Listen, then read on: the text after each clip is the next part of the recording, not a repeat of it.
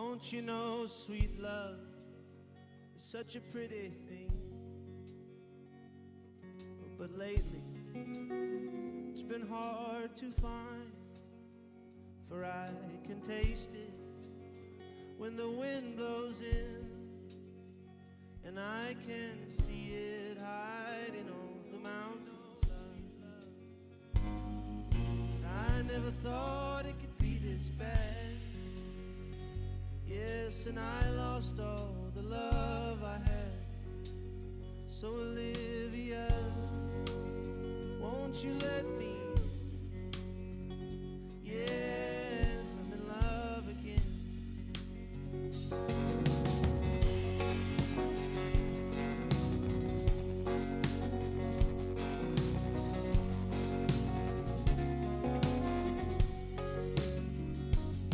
But if I was a wealthy man, don't you know I would spend all... Good morning. All right. Had to end the show early yesterday. Had emergency vet trip. Some people asked how Mac's doing. I have him here.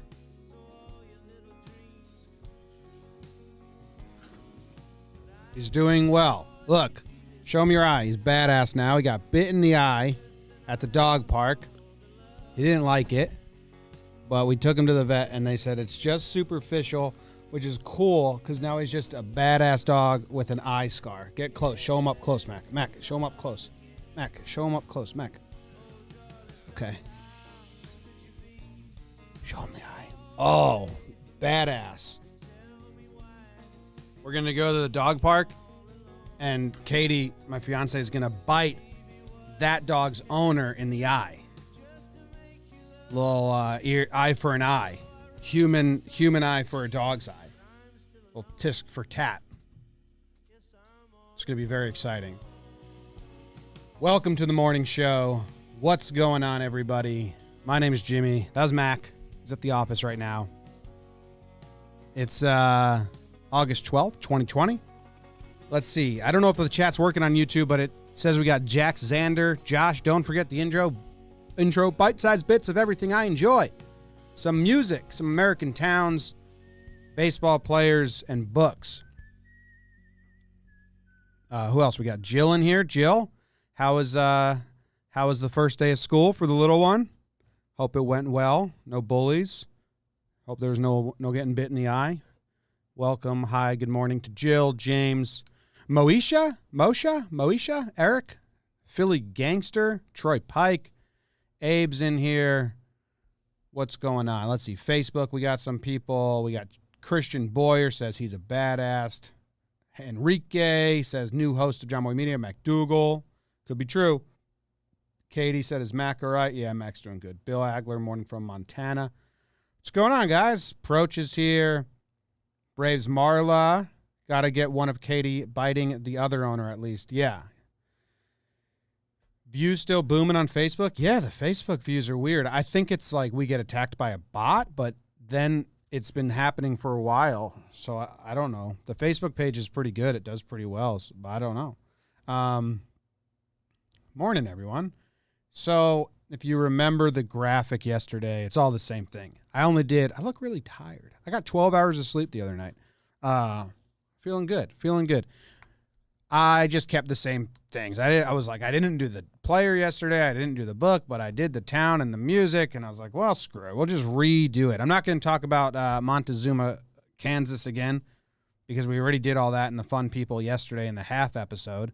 We already listened to Raylan Baxter. I played a song from his second album or third album last time. This Olivia's from his first album, I believe. I don't know. I don't know his albums, but I seen him live. He was the only guy I saw live that was much slower live than in person, which always kind of, usually you see like artists that play slow songs and they like speed it up, but not Rayland. He like slowed it down. It was at Newport Folk Festival, so it's kind of a slower songs venue. That was cool. Anyway, welcome to the Roosevelt Studios here in the Bronx. This is the morning show. I don't know. We can do a little Q&A for the first 5 minutes or something. because I'm not going to do Montezuma. Someone told me it's called Monty. I was listening to Raylan Baxter, and he did an amazing cover of Mac Miller's song.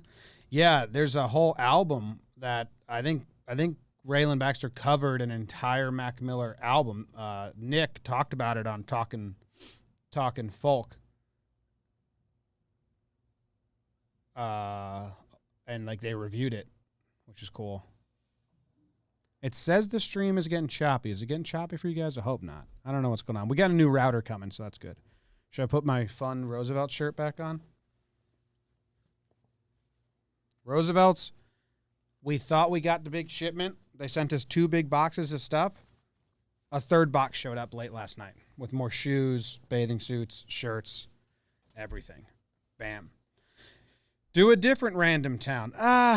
I was going to, but the random towns, I put a lot of work into them. And the one that was supposed to be today, I tried to do it, and it was like, I didn't want to half-ass it. I can do, we can do an old town I lived in. We'll do a non-American town real quick. First time ever. What kind of dog is Mac? He's a soft-coated Wheaton Terrier. Let's go to Lindfield, New South Wales. You guys, we are the tourists here, so you got to visit a town. That's how it works. Hey, I got the shirt last week and just wanted to say thank you. Gary goes boom. Thank you very much, so for drawing the picture. Katie is in the office today. I'm trying to have her to hang everything up. Lindfield, New South Wales. I lived here from 8 years old to 10 years old, so the weather's going to be wrong because I don't know what the weather is in Lindfield, New South Wales. Well, let's see what the weather is. Lindfield, New South Wales. It's 9 a.m. here, so what's that mean, like 1 in the afternoon there? The weather there is 53 degrees Celsius, 11 p.m. This was the biggest adventure of my life. Lindfield, New South Wales. Let me see if I can find where I lived. This is what I do. I have a really good memory, and people always say, "Oh, how you have such a good memory?" It's because I do these memory tricks. I kept a journal from middle school all the way till the end of college. Whenever I was in class, I would listen and I would just write down thoughts and make up stories or recap the days and the weeks. So that helps with memory. And then I always do this. I go to Google Maps and I just thumb through. I lived in 8 different towns. I thumb through the old towns I lived in. And it helps me bring back memories. So here, this is where I lived. Bradfield Road. I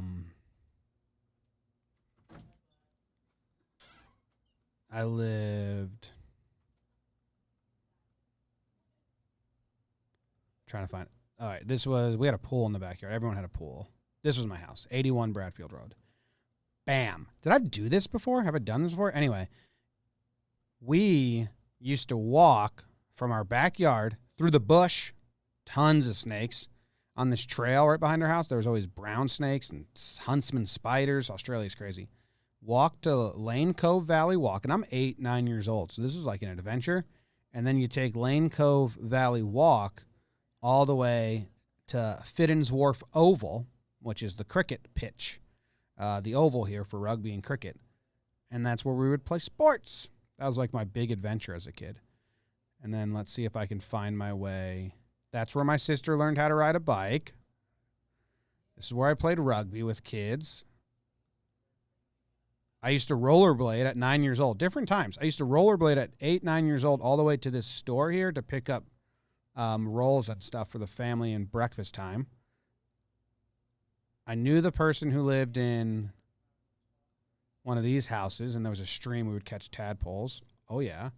Okay, what else can I remember from this? There was a stream over here. I built a secret clubhouse. Okay, yeah, so this is where we had soccer practice all the time.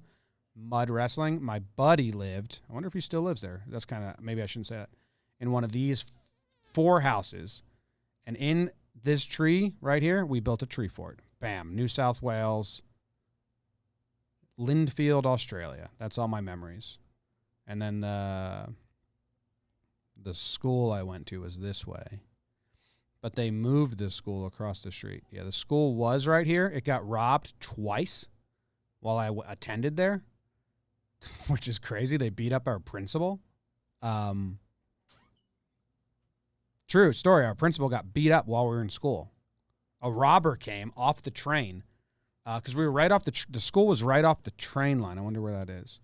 Is it like right here? Is this a train yard? School was right off the train yard. So twice, like bank robbers came, and then they robbed the school on their way because they were just robbing. I only went there for 2 years. So, yeah, we got robbed. Our principal got beat up, and then they called 11111. I think that was 911. And they left a bag of money, and it was coins. Australia has $1 and $2 coins on the ground, and a student found them, returned it. Let's see what other memories I can drum up.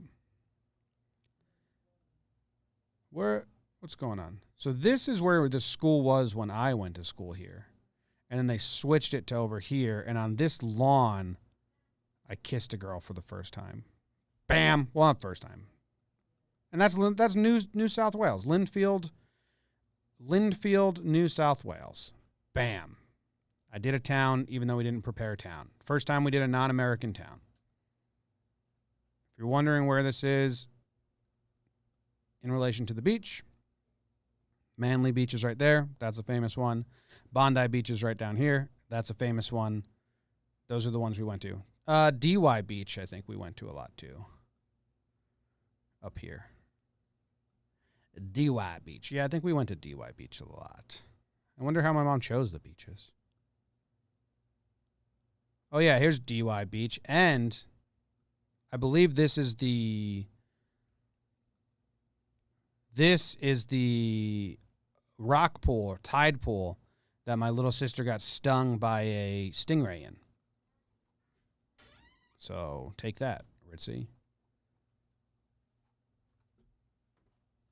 You like tide pools, Jake? Maybe. Would you like that? People that want to be in ocean water, swim laps, but don't want the waves. So Not the waves really. crash in and fill it up. I get it. Sharks have flowed in there before. It's kind of fun. Ritzy got stung by a jellyfish in this very tide pool. Eat bugs, Ritzy. And then we had to run her. Where are we? New South Wales? Yeah, I didn't do a town because I didn't redo everything because we took Mac yesterday, so I just redid it. But I did the town yesterday, so I just audibled to a town I lived in. We had to run her to, I don't know, one of these shops over here to get vinegar put on her foot. New South Wales. Looks like Rob in the chat's waiting to hear the first time I kissed a boy story. So.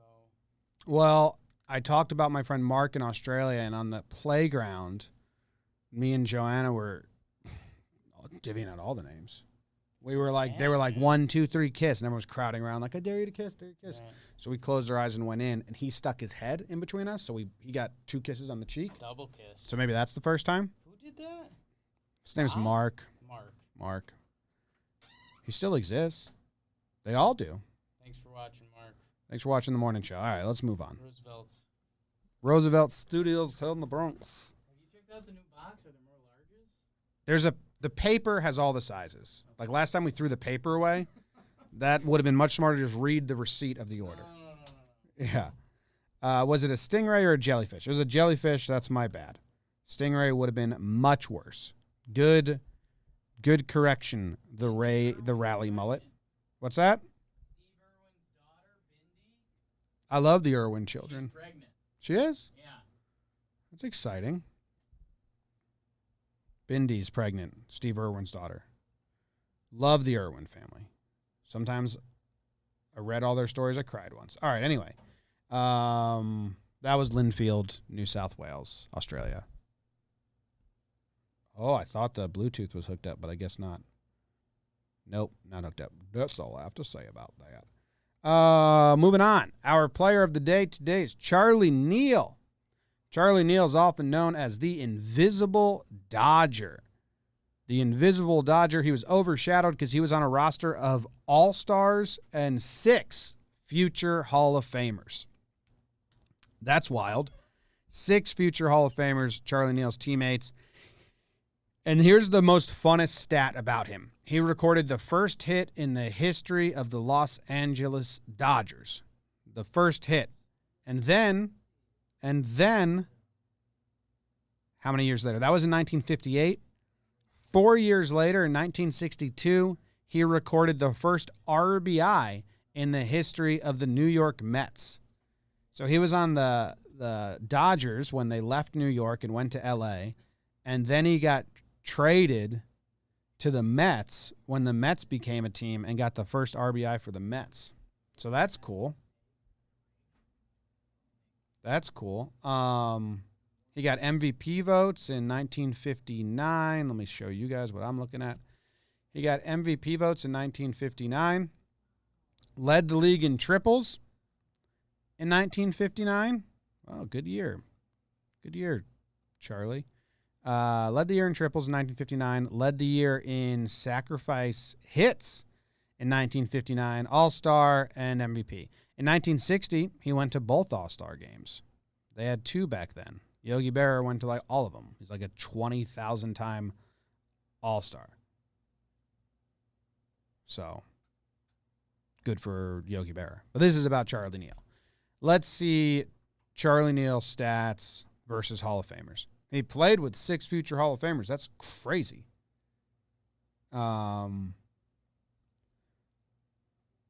Pitcher status, Hall of Famer, Charlie Neal. Wow.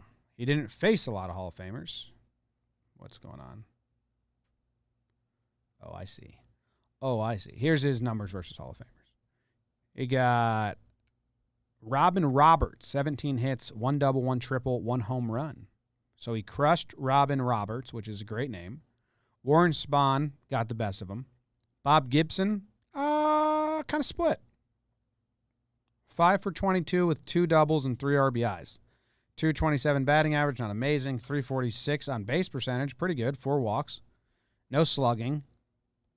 The OPS is low. Grounded into 1 double play. Got a sack hit. Call it a wash between Charlie Neal and Bob Gibson. Juan Marichal, 3 for 18. Don Drysdale owned him. Sandy Koufax crushed him. I mean, that had to be later on in their careers, right? Because they're teammates. That'd be when he went to the Mets. Yeah, 1962 and 1963. Sandy Koufax was good. So what was Charlie Neal doing in 1959, and he was good on that team? 1959 Dodgers batting orders. Where was he hitting in the lineup? He was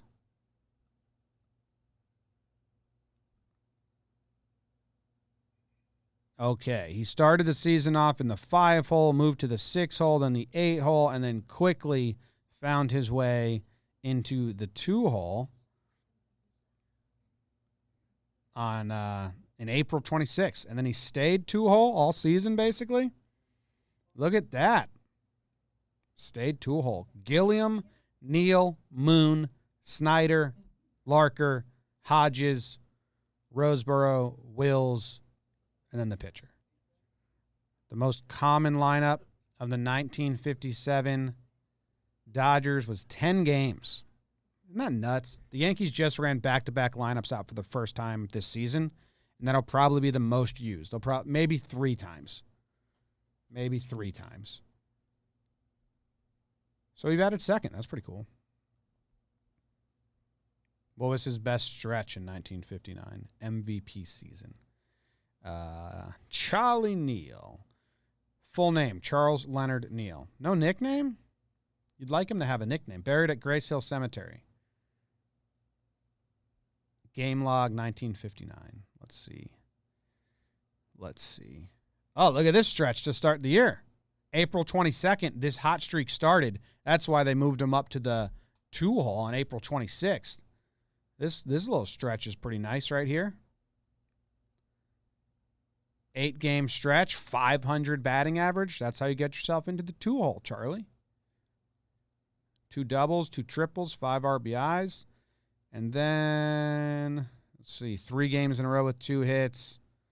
Nice hitting streak here. Looks like 7, 8, 9 games maybe. All right, here's another good stretch. No, too many. Clicked too many. So Charlie Neal was good. Happy for him. How many hits, most hits in a game? 4. Everyone place your bets. What's the most amount of hits Charlie had in a single game in 1959? World Series winner, 2-hole for the Dodgers, overshadowed by 6 future Hall of Famers. Most hits in 1959 in a single game. I'm guessing 4. We don't know the answer. You guys are like 15 seconds behind, so I'm going to click it. 1, 2, 3. 5. I was wrong. He went 5 for 6 on April 26th, his first day in the 2-hole. Look how much it all comes together.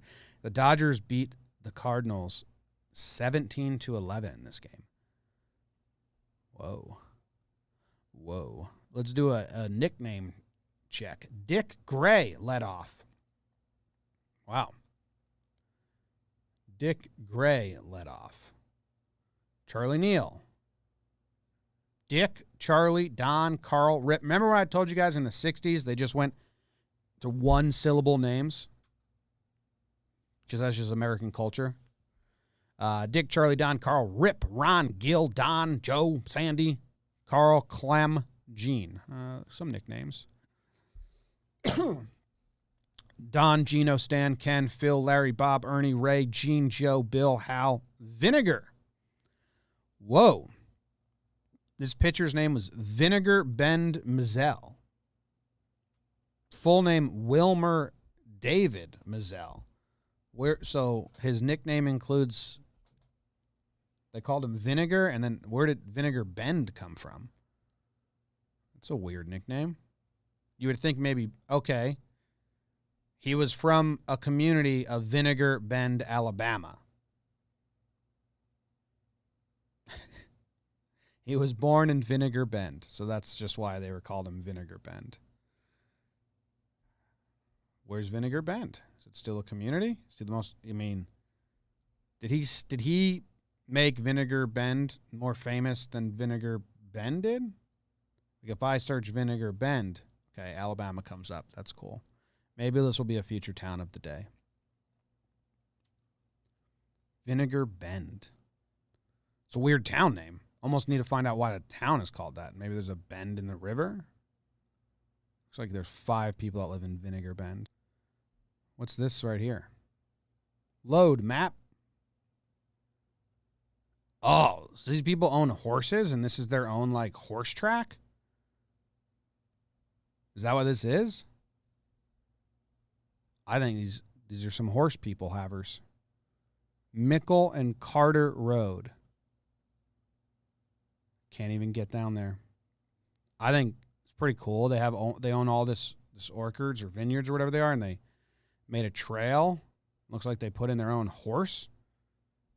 I hope this has like a really cool story. Like this is the Vinegar. Well, how do you make this turn if you're a horse? It's pretty tight. The Vinegar Bend horse track. Illegal horse racing. No one knows this is here, but we found it on Google Maps. Mickle and Carter Road, Vinegar Bend horse racing, underground horse racing tournaments. All right. Well, does this work yet? And that's all I have to say about that. Moving on. Away from Charlie Neal, who had a pretty good year in 1959. They moved him to the 2-hole. He went 5 for 6. He stayed in the 2-hole for the rest of the year. Books. That's the next part of the program. I've been to an underground backyard polo match. Okay, so that's what we think that is, Rob? Underground backyard polo? Did we stumble upon that? Trevor Plouffe is in the chat. Trev, we stumbled upon underground backyard polo in Vinegar Bend, Alabama. It's a weird show that we do here. It's not normal, I guess. Books. What if we can't read, says Josh. Don't forget the intro or a little. Well, this is a baseball book, so everyone should like this. John Feinstein, his son Mark, written some Yankee books recently. This book is awesome. It's called Where Nobody Knows Your Name, Life in the Minor Leagues of Baseball. And it's really good, and everyone should read it, and you'll have a new appreciation for minor leagues and for baseball players chasing their dream. So a lot of people are like, just give up. And then this book really changed my mind on people who are like, just give up, start living a real life, blah, blah. But basically, it follows, let me see if they have a list of the people it follows. It's like the manager's Charlie Montoya, now the manager of the Blue Jays, which is really cool. Scott Pasednik. I just want a list of the names. I wonder if because you'll know some of them. Scott Ellerton, his story's cool. Pasednik, Montoya. Lindsay, I think, played the most games in minor league history without ever being called up. Schwinden. There's a lot of names. They don't have cast of characters. Scott Ellerton, Ron Johnson, John Lindsay. I think John Lindsay played more minor league games without a major league call-up than any player in history. In 2010, his streak came to an end.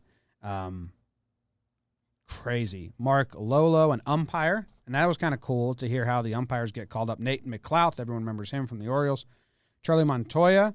He was he had managed the most minor league games with ever being called up to the big leagues in a while. I want to talk about him in this book later. Scott Pasednik, Chris Schwinden, and Brett Tomko. You know that name probably too if you're a baseball and all of that stuff. And, for some of them, they're like, hey, if I can wring this out as much as I possibly can, because when I'm 40, there's zero chance that anyone will pay me to play baseball because I won't be able to do it. I'm 35 and someone's doing it. And if I could wring out a couple more, this being my profession, why wouldn't I? And I was like, that's kind of a cool mindset, but got to be up for the life. Trev, if you're still in Periscope, you had a family, though, Trevor Plouffe. I think the guys in here don't, or do. I forget. But Charlie Montoya is really cool. I read this so long ago, I never put it together that that's the manager in this book, because at the time he wasn't a major league manager. And they end it with him saying, they end the book with Charlie Montoya saying, he was the Durham Bulls manager for the Rays. Everyone liked him, but he never got called up. And his son, Alexander, had a lot of heart trouble. He was born with heart disease or something like that. A lot of heart trouble. And, so many surgeries that there's crazy quotes where Montoya said, Montoya said this about the surgery with his son.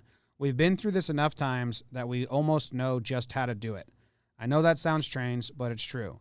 We know to schedule the surgery for a Monday because that means, unless someone tells you, it's kind of sad. But the Rays were really good to him. He always flew back and forth, be with his son. I think his son's doing well now, and he's finally a major league. Damn, calm, really calm. He was wearing a shirt the other day. What was the new slogan for It's Fine Because It's Fine?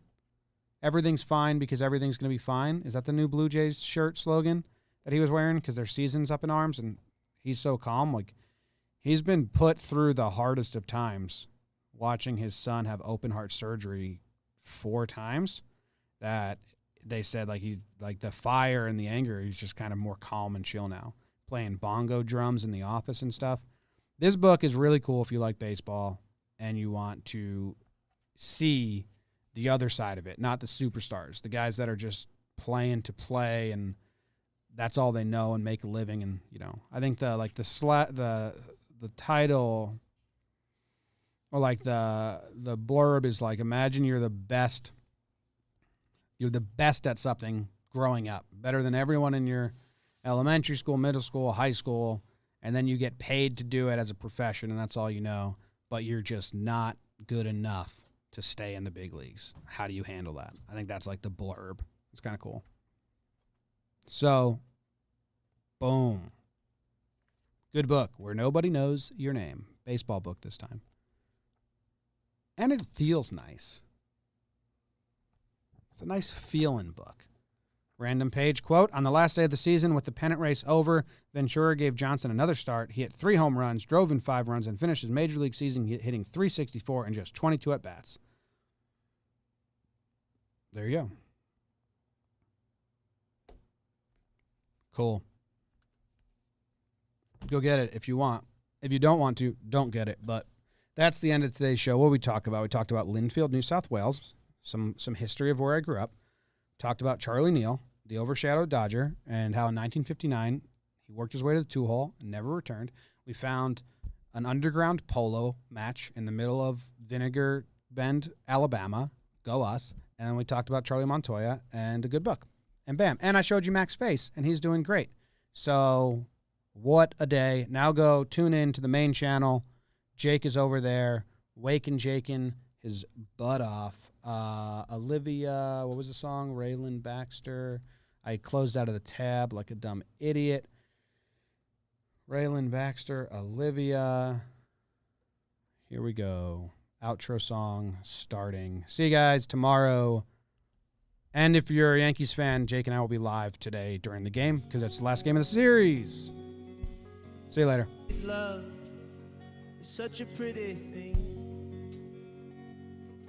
but lately it's been hard to find, for I can taste it when the wind blows in, and I can see it hiding on the mountainside. I never thought it could be this bad. Yes, and I lost all the love I had. So a little